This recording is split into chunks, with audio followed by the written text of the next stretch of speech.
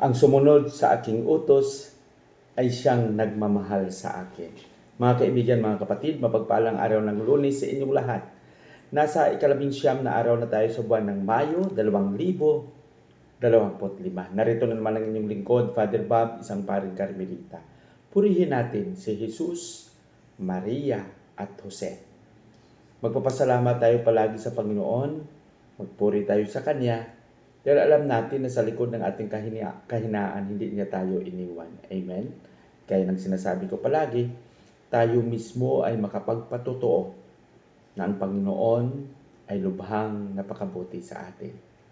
Sa araw na ito, ang ating pagninilay ay ibabahagi sa atin ni San Juan, Kapitulo 14, versikulo 21 hanggang 26. Araw ng Lunes, nasa ika-19 na araw sa buwan ng Mayo, 2025.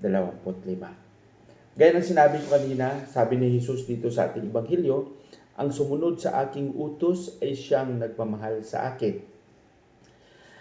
Sa ating pagiging binyagan, sa ating pagiging Kristiyano, napakadali lang sabihin na tayo ay naniniwala kay Kristo. Napakadali lang sabihin na tayo ay binyagan. Napakadali lang sabihin na tayo ay naging masigasig sa pagtupad sa ating mga tungkulin, lalong-lalo na sa usapin ng ating mga ginagawa sa simbahan at sa ating pagiging deboto ng mga santo, mga panata natin o kung ano pa. Pero dito, hinahamon tayo na sa pagpapahayag natin ng ating pananampalataya, sa pagsunod natin sa kabutihan, sa utos ng Panginoon, ito ay nagpapakita ng pagmamahal natin sa Kanya. Kaya sana yung pagmamahal na ito ay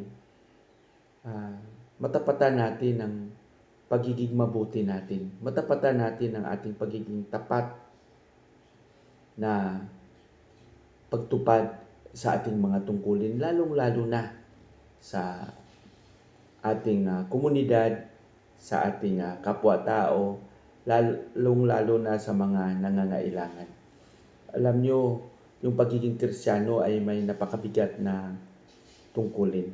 At ito yung paano natin maisabuhay ang ating paniniwala kay Kristo. Kaya nga sabi niya dito, ang sumusunod sa aking utos ay siyang nagmamahal sa akin. Kung mahal nga natin ang Panginoon, magsikap tayo na maging mabuti. Kung mahal natin ang ating Panginoon, maipakita at maipahayag natin sa ating pagkatao ang ating kabutihan at ang pagiging handa na manindigan sa katotohanan, sa kapayapaan at sa kabutihan.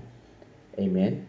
Pagpalain nawa tayo ng Panginoon sa ating panalangin sa ngalan ng Ama, ng Anak at ng Espiritu Santo.